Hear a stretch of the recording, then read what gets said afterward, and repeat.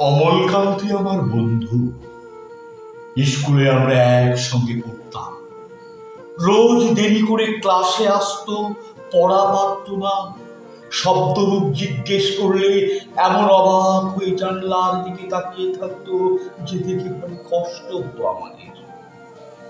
আমরা কেউ মাস্টার হতে চেয়েছিলাম, কেউ ডাক্তার, কেউ উকিল।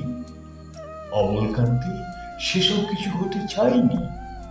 সে রোদ্দুর হতে চেয়েছিল। শান্ত বর্ষণ, কাক ডাকা বিকেলে সেই লাজুক রোদ্দুর।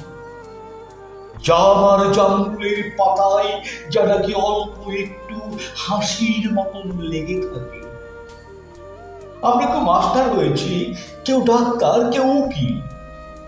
অমলকান্তি রোদ্দুর হতে পারেনি।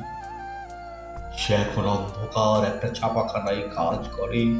মাঝে মাঝে আমার সঙ্গে দেখা করতে আসে, চা খায়, এটা ওটা গল্প করে, তারপর বলে উঠি তাহলে। আমি ওকে দরজা পর্যন্ত এগিয়ে দিয়ে আসি। আমাদের মধ্যে যে এখন মাস্টারি করে, অনায়াসে যে ডাক্তার হতে পারত, যে ডাক্তার হতে চেয়েছিল, উকিল হলে তার এমন কিছু ক্ষতি হতো না। অথচ সকলেরই ইচ্ছে পূরণ হলো এক অমলকান্তি ছাড়া। অমলকান্তি রোদ্দুর হতে পারেনি।